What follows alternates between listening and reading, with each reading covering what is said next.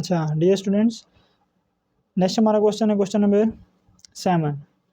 Exercise 4.2 का क्वेश्चन number 7 में कहते हैं कि which term of the sequence -6 -2 2 and up to so on is 70।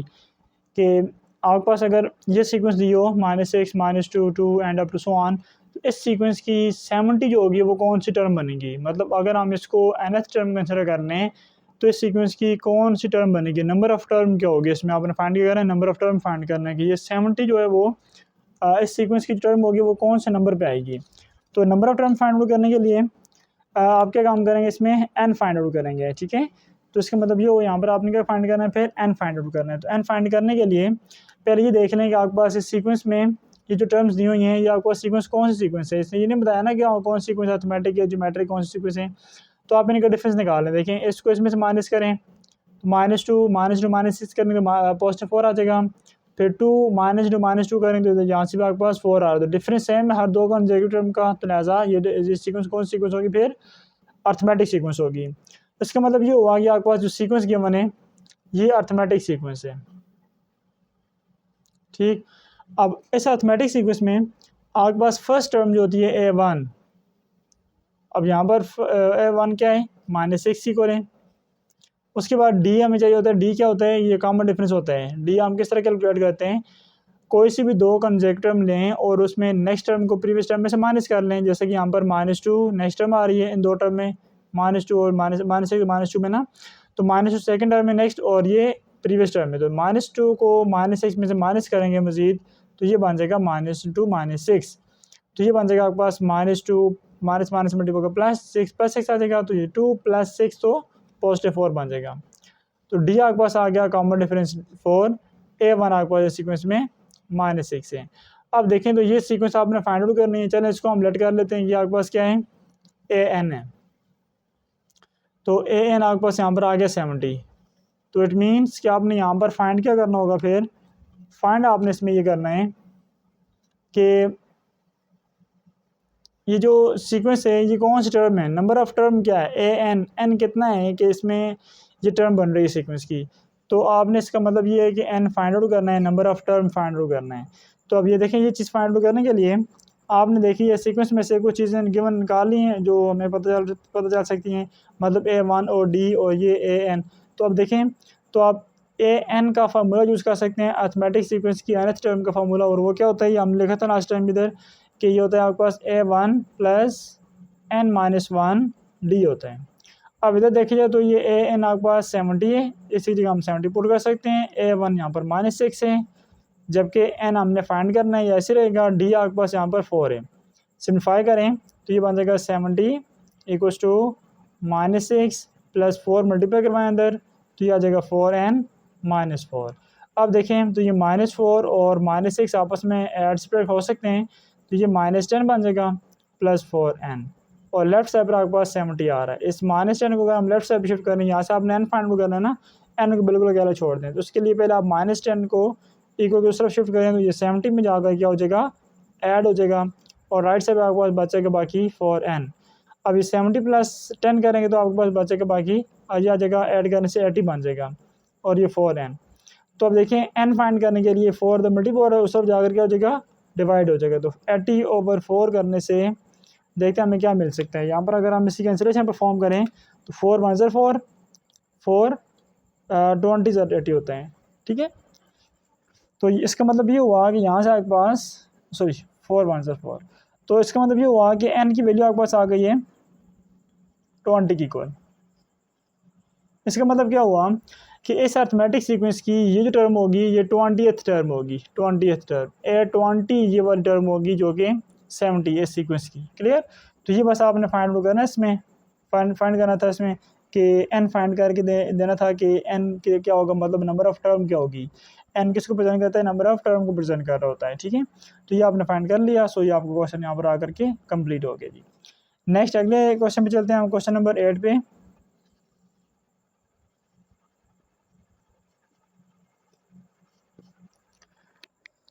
अच्छा, क्वेश्चन नंबर 8 में देखते हैं क्या कहते हैं हमें।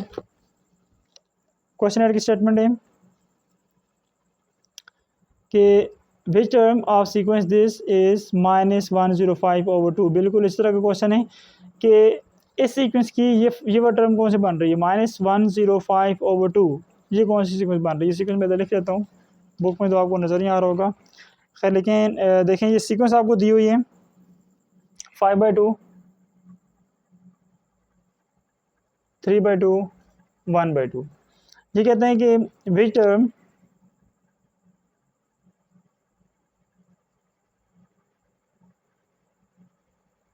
ऑफ सीक्वेंस दिस इज 105, सो -105/2, कि ये जो आपके पास सीक्वेंस है इस सीक्वेंस की ये कौन सी टर्म बनती है। ठीक है, तो ये फाइंड करने के लिए आप देख लें इसमें कि ये सीक्वेंस कौन सी होगी। ये आपके पास इसको आप चेक कर सकते हैं ना कि हर दो कंसेक्यूटिव टर्म में नेक्स्ट टर्म को प्रीवियस में से माइनस करेंगे तो आपके पास डिफरेंस सेम बन गया, तो आप कहेंगे ये अर्थमेटिक सीक्वेंस है। अगर आप इस नंबर को इसमें से माइनस करेंगे तो आपके पास -1 बनेगा, इसको इसमें से माइनस करेंगे फिर भी -1 बनेगा। तो ये आपके पास कॉमन डिफरेंस कितना आ रहा है, डी आ रहा है। तो यहाँ से आप इसमें डाटा जो है वो आपको जो रिक्वायर्ड डाटा होगा फाइंड करने के लिहाज से, तो या में जो चीज़ इस सीक्वेंस के या क्वेश्चन की स्टेटमेंट से जो चीज़ हम निकाल सकते हैं गिवन के तौर पे कि जो आगे जा कर के ये चीज़ फाइंड आउट करने के लिए कि नंबर ऑफ टर्म कितनी है, उस चीज़ के अंदर ये जो डाटा होगा वो यूज़ हो सकता है ना, कि A1 आपके पास यहाँ पर यूज़ होगा। A1 first term of this sequence is 5/2 and next D जो है वो डिफरेंस है, कॉमन डिफरेंस कि 3/2 -5/2 कर लें।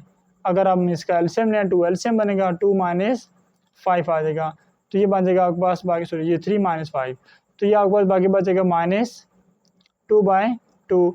तो ये 2 से कैंसिल होने के बाद बाकी -1 आ जाएगा। तो इसका मतलब ये हुआ कि यहाँ पर कॉमन डिफरेंस इसका D जो है वो -1 बनता है। और जबकि A1 इसमें क्या दिए हुए हैं 5/2 की को दिए हुए हैं। और ये आपके पास अगर चले हम इसको लेट कर लेते हैं कि ये सीक्वेंस की जो टर्म है वो nth टर्म है, लेट कर लेते हैं हम कि n जो है वो आपके पास -105/2 है। ठीक है, तो फिर आपने इसमें फाइंड क्या करना होगा, फाइंड हमें इसमें ये करना होगा कि n क्या है। n मीन्स के नंबर ऑफ टर्म कितनी है इसमें। तो ये नंबर ऑफ टर्म फाइंड करने के लिए n, तो ये आपके पास तीन चीज़ें इन्फॉर्मेशन गिवन है कि A1 AD और साथ में AN गिवन है। तो हम फिर से ये वाला nth टर्म का फार्मूला यूज़ कर सकते हैं। AN का फार्मूला क्या होता है, A1 + n-1 × D। ठीक है, AN nth term -105/2 equals to A1 कितना है इसमें 5/2 प्लस n-1 × D। D कितना है -1 आया था। ठीक है, अब सिम्प्लीफाई कर लें और यहाँ से n की वैल्यू फाइंड कर लें। जो n की वैल्यू आएगी वो इसमें रिक्वायर्ड चीज़ होगी और ये नंबर ऑफ टर्म को प्रेजेंट करेगा। ये जो टर्म दी हुई है इस सीक्वेंस की, ये n जो भी आएगा वो उतना नंबर बनेगा कि इतनी टर्म होगी ये। अच्छा चल देखते हैं, फाइंड करते हैं, इसको सिम्प्लीफाई कर लें। ये -105/2 ऐसे रहेगा और उसके बाद चलें आप इसको इस तरफ शिफ्ट कर लेना, तो ये बन जाएगा -5/2 इक्वल्स टू इधर का जगह -1 को अंदर मल्टीप्लाई करवाएं अगर, तो ये बन जाएगा आपके पास -n + 1 बन जाएगा। अच्छा ये 1 भी इधर शिफ्ट हो सकते हैं, जब 1 इधर शिफ्ट होगा तो उसके बाद क्या आ जाएगा देखिए -105/2 -5/2 -1 हो जाएगा इक्वल्स टू -n। ठीक है, अब इसको जस्ट सिम्प्लीफाई करना है। इधर नेक्स्ट हम इधर कर लेते हैं थोड़े से स्टेप जो रहते हैं। अच्छा देखें इन तीनों टर्म्स का अगर एलसीएम लें तो उसको फ्रैक्शन बनाने के लिए डिनोमिनेटर मान लिख सकते हैं। एलसीएम का बन जाएगा 2 और 1 का एलसीएम आ जाएगा 2, इधर आ जाएगा -105 -5 -2 1 2 आ जाएगा और इक्वल्स टू -n। तो देखें ये ऐड करें इसको तो ये बन जाएगा आपके पास 105 और ये 1010 और ये बन जाएगा 112 बन जाएगा -/2 इक्वल्स टू -n। चलिए ये नेगेटिव साइन तो इस नेगेटिव साइन से ख़त्म हो जाएगा। बाकी ये 2 1 2 5 10 एंड 2 6 12 होगा, तो बाकी आपके पास बच गया 56 इक्वल्स टू n। इसका मतलब क्या हुआ कि नंबर ऑफ टर्म जो ये वाली होगी वो हमारे पास 56th टर्म होगी। ठीक है, ये n यहाँ पर आपके पास क्या आ गया 56 आ गया। ठीक है, तो ये बस आपने फाइंड करना था इसमें, सो हमने फाइंड कर लिया, सो लिहाजा आपका ये क्वेश्चन भी कंप्लीट हो गया जी। अच्छा स्टूडेंट्स, नेक्स्ट हमारा क्वेश्चन है क्वेश्चन नंबर 9। इस क्वेश्चन 9 में हमें कहते हैं कि if 1/a, b, 1/c are in arithmetic progression, then show that the common difference is a minus c over 2ac। यही क्वेश्चन मैंने यहाँ पर लिख लिया है ऑलरेडी। तो देखिए यहाँ पर क्या कहते हैं कि इफ़ ये जो सीक्वेंस है आपके पास, ये कौन सा सीक्वेंस हो, अर्थमेटिक सीक्वेंस, अर्थमेटिक प्रोग्रेशन या अर्थमेटिक सीक्वेंस। अगर ऐसा है तो फिर आपने क्या काम करना है, इसमें शो ये करना है कॉमन डिफरेंस जो है वो ये चीज़ है। इसका मतलब क्या हुआ, दैट इज़ कि d is equal to a minus C over 2ac। ये चीज़ आपने शो करनी है यहाँ से। कॉमन डिफरेंस को हम d से प्रेजेंट करते हैं ना, तो कॉमन डिफरेंस का रिजल्ट मतलब d का रिजल्ट क्या आना चाहिए, a minus C over 2ac आना चाहिए। अगर ये चीज़ आ गई तो मीन्स हमारा ये जो रिजल्ट है वो प्रूव हो चुका है। अगर हम इसके सोल्यूशन में जाएँ, देखें ये आपके पास सीक्वेंस कौन सी दी हुई है, 1/a comma 1/b 1/c are N. ये आपको बात क्या मैंने कि ये जो टर्म्स हैं ये कौन सी सीक्वेंस में, आर एन अर्थमेटिक प्रोग्रेशन, ये अर्थमेटिक प्रोग्रेशन की टर्म्स हैं। अर्थमेटिक प्रोग्रेशन क्या है, ये अर्थमेटिक सीक्वेंस क्या है की बात है। अच्छा, अब अगर ये अर्थमेटिक प्रोग्रेशन में है या अर्थमेटिक सीक्वेंस में है, इसका मतलब क्या होगा कि इनका हर दो कंसेक्यूटिव टर्म का जो डिफरेंस होगा वो सेम होगा। तो फिर हम यहाँ से ये बात लिख सकते हैं कि जो यहाँ पर कॉमन डिफरेंस आएगा d, इधर ये b माइनस 1/a करके आएगा। नेक्स्ट टर्म को प्रीवियस टर्म में से माइनस करेंगे, या आप इसका फार्मूला लिख लेना। कॉमन डिफरेंस का फार्मूला क्या होता है, next term minus previous term. तो इन दो में देखा जाए तो नेक्स्ट टर्म क्या और प्रीवियस क्या है, नेक्स्ट आपके पास b है और प्रीवियस टर्म कौन सी है, 1/a। तो यहाँ से आपको d की वैल्यू मिल जाएगी। तो ये d की वैल्यू फाइंड करने के लिए इधर हमने एलसीएम लेना पड़ेगा। एलसीएम इसका a बनेगा, ये इधर आ जाएगा ab माइनस 1 आ जाएगा। इसका मतलब ये हुआ कि यहाँ से कॉमन डिफरेंस हमें पहले दो टर्म से जो कॉमन डिफरेंस मिलना था वो ab माइनस 1/a मिल गया। नेक्स्ट टाइम अगर हम देखें नेक्स्ट इसकी अगली दो टर्म्स को, तो अगली दो टर्म से हम अगर इसका कॉमन डिफरेंस फाइंड आउट करते हैं इन दो टर्म से, तो क्या होगा, देखें कॉमन डिफरेंस d कैसे फाइंड आउट होगा। फिर से हमने नेक्स्ट टर्म को प्रीवियस टर्म में से माइनस कर लेना है। तो नेक्स्ट टर्म इन दो टर्म में से नेक्स्ट टर्म कौन सी है, 1/c नेक्स्ट है, और उसकी प्रीवियस कौन सी है, b प्रीवियस उसकी। इसकी डिनोमिनेटर मान लेकर के हम इसका भी एलसीएम लेकर के d की वैल्यू फाइंड आउट कर लेते हैं। तो देखें इसका एलसीएम होगा और इधर आ जाएगा 1 माइनस bc आ जाएगा। ठीक है, तो ये आपके पास d आ गया, नेक्स्ट टू टर्म्स का कॉमन डिफरेंस आ गया। ठीक है, अब देखें अगर हम इन दोनों इक्वेशंस को ये काम कर लें कि आपस में ऐड कर लें, हमें चूंकि d की वैल्यू चाहिए ना, d का रिजल्ट, इन दोनों रिजल्ट्स को कंबाइन करके इस तरह कंबाइन करें कि d आपके पास लेफ्ट साइड बचे और राइट साइड पर आपके पास a b और c में इन्वॉल्व ये रिजल्ट आ जाए। तो हम इसमें ये काम कर सकते हैं। चलें ये लिख लें फ्रॉम 1 and 2। अब आप इन दोनों को ये कर लें, ऐड कर लें। ठीक है, या आप लिख लें इधर एडिंग 1 and 2, एडिंग 1 and 2। तो इन दोनों इक्वेशंस की लेफ्ट हैंड साइड आपस में ऐड होंगी, d में ऐड होगा, और राइट हैंड साइड इनकी आपस में ऐड होंगी, ab minus 1/a plus 1 minus bc over c। d में ऐड होकर 2d बन जाएगा। इधर एलसीएम लेंगे, एलसीएम कितना आएगा, a और c एलसीएम में आ जाएगा।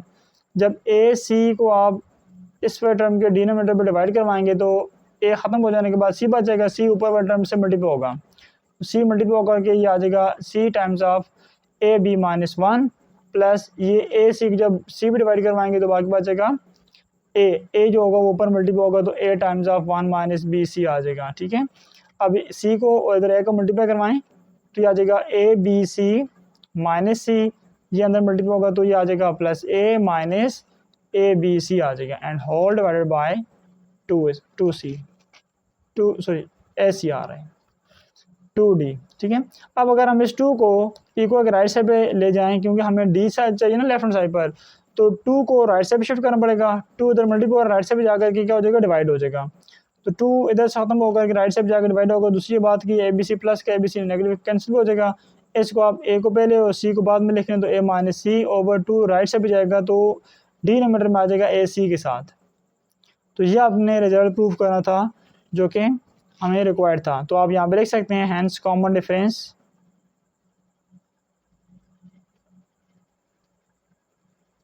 Is equals to a minus C over 2ac। So our result has been prove, hence prove. ठीक है, ये चीज़ आपने प्रूफ करनी थी। सो ये आपका क्वेश्चन नंबर 9 जो वो भी कंप्लीट हो गया है। नेक्स्ट हम क्वेश्चन नंबर 10 को देख लेते हैं। अच्छा, नेक्स्ट जो क्वेश्चन नंबर 10 की स्टेटमेंट है उसमें हम ये कहते हैं, थोड़ी सी स्टेटमेंट है इसकी लंबी जो स्टेटमेंट है, इसमें कहते हैं कि during free fall, skydiver falls 16 feet in the first second, 48 feet in the second second, and 80 feet in the third second.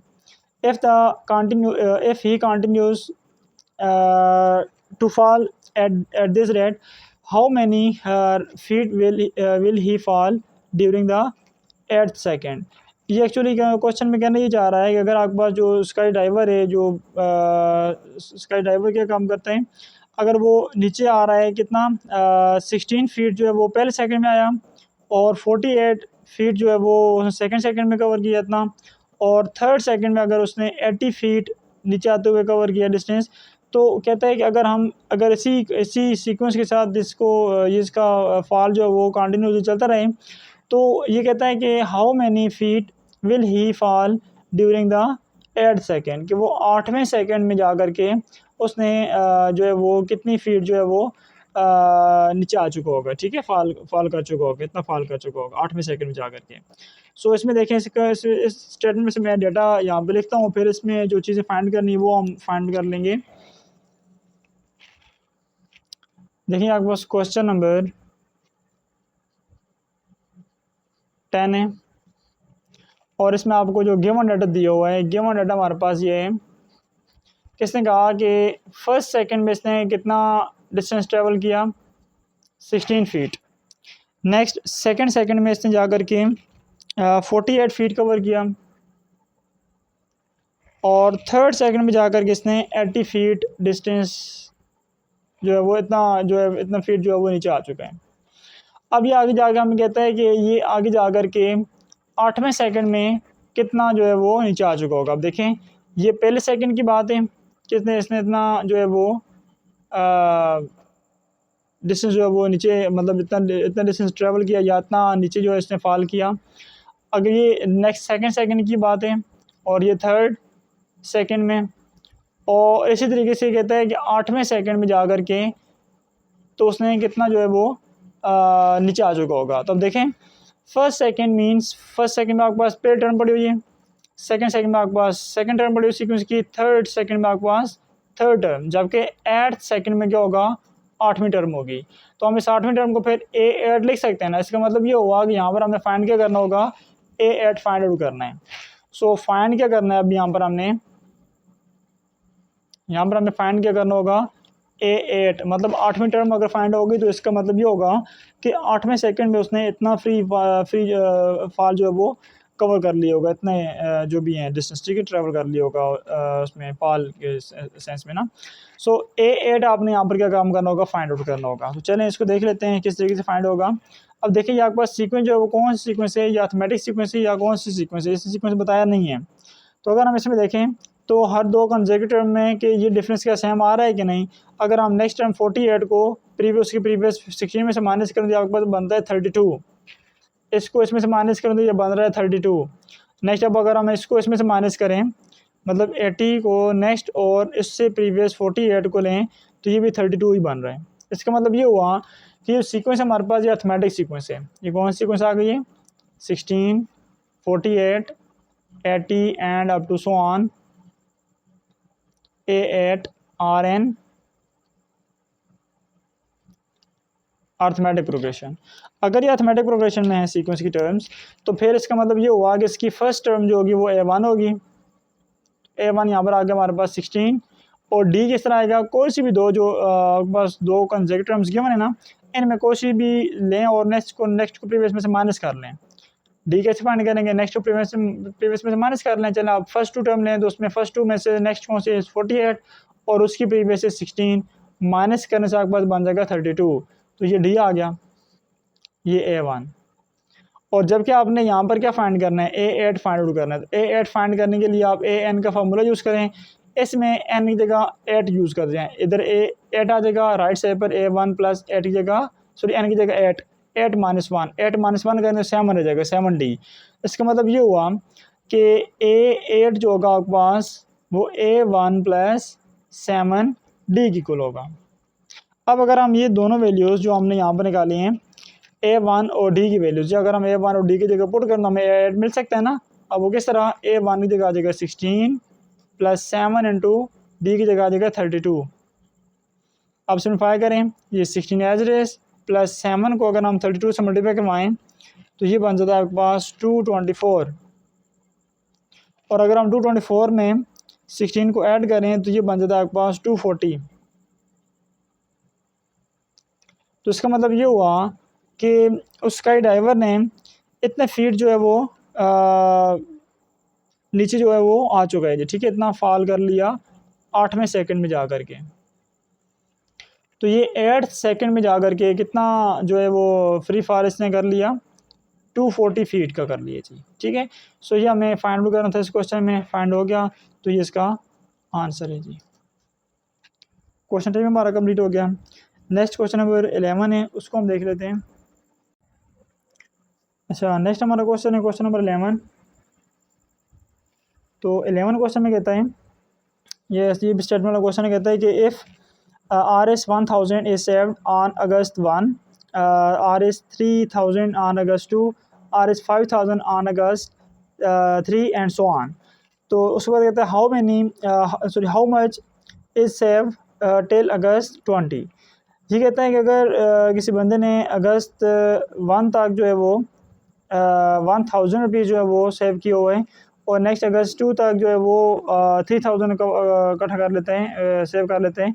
उसके बाद अगस्त 3 तक 5000 एंड सो ऑन, ये सिलसिला अगर चलता है इसी सीक्वेंस के साथ ये हर दिन जो है वो क्या काम करें, इतनी सेविंग करता रहें। तो ये 20 अगस्त तक कितना जो है वो सेविंग कर चुका होगा, मतलब 20 अगस्त को जा कर के इसके पास कितनी अमाउंट जो है वो सेव हो चुकी होगी। तो ये देख लेते हैं। देखें 1 अगस्त में इसने कितना सेव किया, 1000, ठीक है। और 2 अगस्त में इसने, ये 1 अगस्त की बात है, और 2 अगस्त में इसने 3000, जबकि 3 अगस्त में इसने जो है वो सेव किया 5000, ठीक है, एंड सो ऑन। ये से तो चलता जा रहा है, और ये कहता आगे कि 20 अगस्त में जाकर इसने कितनी सेविंग की। तो ये आपको बस देखें 1 अगस्त में सीक्वेंस की फर्स्ट टर्म पड़ी हुई है A1, 2 अगस्त में जाकर के सीक्वेंस की सेकंड टर्म पड़ी हुई है, 3 अगस्त में जाकर के सीक्वेंस की third term and so on. ये 20 अगस्त में जाकर के सीक्वेंस की 20th टर्म पड़ी होगी। फिर इसका मतलब ये हुआ कि 20 अगस्त का जो यहाँ पर अमाउंट होगी वो हमने फाइंड करने के लिए A20 को फाइंड आउट करना है। तो A20 फाइंड करने के लिए देख लेते हैं कि ये हमारे पास सीक्वेंस कौन सी है। ये जो सीक्वेंस है, ये सीक्वेंस आपके पास एक्चुअली अर्थमेटिक सीक्वेंस है। उसकी रीज़न क्या है, क्योंकि हर दो कंसेक्यूटिव में देखा जाए डिफरेंस तो वो सेम है। इन दो में देखें डिफरेंस, तो ये 2000 का बन रहे हैं, इसको इसमें से माइनस करें तो ये भी 2000 बन रहा है, तो डिफरेंस दोनों में सेम आ गया। ये डी की वैल्यू है ना, डी दोनों में सेम है, तो लिहाजा अर्थमेटिक सीक्वेंस हो गई ना। अब अगर ये अर्थमेटिक सीक्वेंस है तो इसमें हम गिवन डेटा नोट करते हैं यहाँ पर कि A1 इसमें क्या है, first term of this sequence, और वो है आपके पास 1000। उसके बाद आपने देखा डी कितना आया 2000, जो कि आपने नेक्स्ट टर्म को प्रीवियस टर्म में से माइनस करके निकाल लिया, जैसे कि 3000 माइनस 1000 कर लिया ना, तो इससे आपको मिल गया 2000। तो ये डी आ गया। और इसमें आपने फाइंड क्या करना है, 20 अगस्त मीन्स A20 फाइंड आउट करना होगा। अब A20 फाइंड करने के लिए nth टर्म का फॉर्मूला आपके पास ये वाला दिए हुए हैं। n की जगह आप 20 पुट करने, तो A20 equals to A1 plus n की 20 माइनस 1 तो 19 डी रह जाएगा। तो लिहाजा A20 के लिए आप फार्मूला कौन सा लगा सकते हैं, A1 प्लस 19 डी आ जाएगा। या आप ये भी काम कर सकते हैं कि सिंपली ये फार्मूला लिखें AN equals to A1 plus n minus 1 D. तो ये दो वैल्यूज पुट करने के साथ साथ n को आप पुट कर लें 20। जब आप n को 20 पुट करेंगे तो ये ऑटोमेटिकली ये चीज़ बन जाएगी। देखें इधर आ जाएगा A1, ये A20 equals to A1 plus n की जगह 20 माइनस 1 करेंगे तो 19 रह जाएगा, तो 19 इंटू डी आ जाएगा। एक ही बात है, ठीक है। अगर आप इसमें कर लें तब आपकी मर्जी, n की डायरेक्ट वैल्यू 20 पुट कर लें, या ऐसी फार्मूले में डायरेक्ट आप लिख लें, या डायरेक्टली यही चीज़ लिख लें, ठीक है। अब तो आपने इतने क्वेश्चन सोल्व कर लिए ना तो कि आप बता सकते हैं किसी भी मैथमेटिक सीक्वेंस को कि उसकी जो पर्टिकुलर को टर्म है वो किसकी इक्वल होगी। अब अगर मैं कहूँ आपको कि आप इसकी 48th टर्म बताएं तो उसको 48th टर्म बताने के लिए आप क्या काम करेंगे, A1 प्लस 47 डी लिख लेंगे। एक नंबर कम होता है डी में, मतलब जितनी टर्म होगी उसमें से एक नंबर कम आपने इधर डी के साथ मल्टीप्लाई करवाना होता है। और A1 तो हर एक सीक्वेंस में आता है ना, इसलिए भी। अच्छा अब देखें A20 आपके पास लिहाजा A1 प्लस 19 डी है। इधर हम A1 और D की वैल्यूज यूज कर सकते हैं जो हमने यहाँ पर फाइंड आउट की है इस गिवन सीक्वेंस की मदद से। तो अब देखें ये A20 इक्वल आ जाएगा A1 की जगह आ जाएगा 1000 प्लस 19 इंटू डी की जगह आ जाएगा 2000। अब देखें 19 को 2000 से मल्टीप्लाई करवाएंगे तो ये बन जाएगा आपके पास ये आ जाएगा 38, ठीक है 38,000 आ जाएगा। तो ये 1000 प्लस 38,000 तो ये बन जाएगा आपके पास 39,000। इसका मतलब ये हुआ कि A20 अगस्त को उसके पास जो अमाउंट होगी वो कितनी होगी, 39,000 होगी उसके पास अमाउंट। अगर ये सीक्वेंस इसी सीक्वेंस के साथ चलती रहे आगे तो फिर A20 आप कह सकते हैं कि उसके पास इतनी अमाउंट होगी, उसके बाद उसने इतना सेव किया 20 अगस्त में, ठीक है। तो ये आपने फाइंड आउट करना था इसमें, सो ये हमारा आपने फाइंड कर लिया, लिहाजा हमारा क्वेश्चन कंप्लीट हो गया जी। अच्छा जी नेक्स्ट हमारा क्वेश्चन है क्वेश्चन नंबर 12। इसमें कहते हैं कि gardener is making a triangular planting with 35 plants in the first row, 31 in the second row, 27 in the third row, and so on. If the pattern is consistent, how many plants will there be in the 8th row? कि मतलब 8वीं रो में उसने कितने plant जो है वो plant किए हैं, ठीक है। कि इसका मतलब ये है ना कि बंदा जो है क्या काम करता है जी कि इस तरह का मतलब ना ट्रायंगुलर टाइप में इस तरह प्लांटिंग कर रहा है ना। तो ये इस तरीके से प्लांटिंग कर रहा है कि उसने हर एक रो में ना को ख़ास किस्म के मतलब एक इस सीक्वेंस के साथ वो प्लांटिंग कर रहा है कि वो एक ट्रायंगुलर प्लांट इस तरह का नज़र आ रहा है, ठीक है। इस तरह के रोड इस तरह का मतलब उसके पास ना वो है प्लान है कि मतलब इस तरह प्लांटिंग करता है कि वो एक ट्रायंगुलर जो है वो शेप में नज़र आए। तो उसकी जो उस ट्रायंगल की फर्स्ट रो है, फर्स्ट रो में जो मैक्सिमम जो वो प्लांटिंग करता है वो कितने हैं, 35 हैं। तो इसने कहा कि 35 जो वो क्या काम करते हैं, फर्स्ट रो में प्लांटिंग करते हैं। तो हम इसको लिख सकते हैं कि फर्स्ट रो में उसने 38 प्लांट किए, ये वाली चीज़ें ना प्लांट्स जो है वो प्लांट किए। उसके बाद 31 जो है वो सेकेंड रो में, जबकि 27 जो है वो थर्ड रो में, एंड सो ऑन। इसी से वो अगर प्लांटिंग करता रहे तो ये कहते हैं कि 8वीं रो में कहते हैं कि how many plants will there be in the 8th row, मतलब 8वीं रो में जा कर के उसने कितना प्लांट किया। अब देखें ये फर्स्ट रो का के अंदर उसने जितने प्लांट किए, ठीक है, फर्स्ट रो, और ये सेकंड रो में इतने प्लांट किए, और ये थर्ड रो में, एंड सो ऑन। इसी तरह जाकर आगे 8th रो में कहते हैं कि कितने वो प्लांट कर लेगा। तो 8वीं रो में मतलब क्या हुआ, देखें फर्स्ट रो में था आपके पास फर्स्ट टर्म, सेकंड रो में थी आपके पास सेकंड टर्म, थर्ड रो में थी आपके पास थर्ड टर्म बननी ना सीक्वेंस की। तो ये आगे जा कर के 8वीं जो रो बनेगी उसमें ये A8 बन जाएगा ना। तो इसका मतलब क्या हुआ कि इसमें आपने A8 फाइंड आउट करना है। A8 अगर फाइंड हो गया तो इट मीन्स 8वीं रो में आपको पता चल जाएगा उसने कितने प्लांट जो वो प्लांट किए हैं, ठीक है।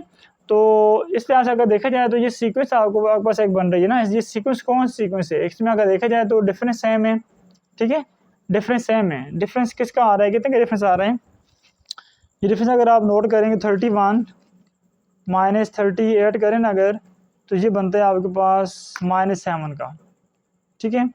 और फिर अगर 27 माइनस 31 करें, ओ सॉरी ये 38 नहीं 35 है, 35 है, ठीक है। फर्स्ट रो में कितना कर रहे हैं 35। तो अगर हम देखें 35 माइनस सॉरी 31 माइनस 35 करें तो ये आपके पास -4 आ रहे हैं। और यहाँ से आपने देखा 27 माइनस 31 करें तो यहाँ से भी -4 आ, तो डिफरेंस सेम है ना। इसको इसमें से माइनस करें तो भी -4 आ रहा है, इसको इसमें से माइनस करें तो भी -4 आ रहा है। इसका मतलब ये हुआ कॉमन डिफरेंस कॉमन है, हमारे पास सेम डिफरेंस आ रहे हैं।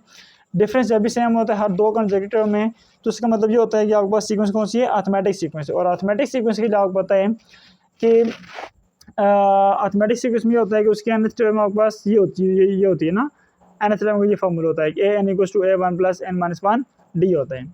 तो इसी फॉर्मूले को यूज़ करते हुए हम a8 को फाइंड आउट करेंगे, ठीक है। तो हम चले देखते हैं सीक्वेंस में हमारे पास जो गिवन डाटा जो हम लिख सकते हैं वो क्या डाटा है कि a1 फर्स्ट टर्म जो है वो फर्स्ट टर्म a1 जो आपके पास इसमें 35 है, जबकि d इसमें आपने देखा ये d फाइंड आउट किए थे ना आपने दोनों में, ठीक है। नेक्स्ट को प्रीवियस में माइनस करके, तो d आपने फाइंड किया था, नेक्स्ट टर्म को प्रीवियस में से माइनस करेंगे तो ये आपके पास बन जाता है -4 के इक्वल। ठीक हो गया, आपने d फाइंड कर लिया और a1 भी फाइंड कर लिया, और यहाँ से आपने क्या फाइंड करना होगा, अब नेक्स्ट a8 फाइंड आउट करना है कि मतलब 8वीं रो में उस बंदे ने कितने प्लांट किए हैं ये एवरेज, ठीक है, जो भी पौधे वगैरह प्लांट कर रहा है ना। अच्छा अब देखें तो an का आपके पास फॉर्मूला होता है a1 + n-1, चूँकि ये अर्थमेटिक सीक्वेंस में आ रही है ना टर्म्स ना, तो लिहाजा an का फॉर्मूला आपके पास अर्थमेटिक प्रोग्रेशन में या अर्थमेटिक सीक्वेंस में nth टर्म का ये फॉर्मूला होता है an = a1 + n-1 × d। तो इस फार्मूले में अगर हमें 8वीं टर्म चाहिए a8 बनानी है तो n की जगह ऐड पुट करें तब आएगी ना। इधर भी आप n की जगह ऐड पुट कर लें, इधर भी n की जगह ऐड पुट कर लें, तो ये a8 किसकी इक्वल आ जाएगा, a1 + 8 - 1 तो 7 d आ जाएगा। अब आप इधर ये काम करें कि a1 की वैल्यू 35 जबकि d की वैल्यू -4 पुट करें इस वाली इक्वेशन में। a8 क्या बनता है देखते हैं ज़रा, a1 की जगह आ जाएगा 35 + 7 टाइम्स ऑफ d की जगह -4, सिम्प्लीफाई करें 35 और ये माइनस करने से 28 आ जाएगा। तो 35 - 28 कितना होगा आपके पास, ये आ जाएगा 7 आ जाएगा, ठीक है। तो इसका मतलब ये हुआ कि 8वीं रो में उन्होंने कितना प्लांटिंग करनी है, 7 की करनी है, ठीक है। 8वीं रो जो ही बनेगी उस हिसाब से, ठीक है। तो इसमें उन्होंने 7 जो है वो पौधे जो प्लांट करने हैं, ठीक है। तो ये इसका आंसर है।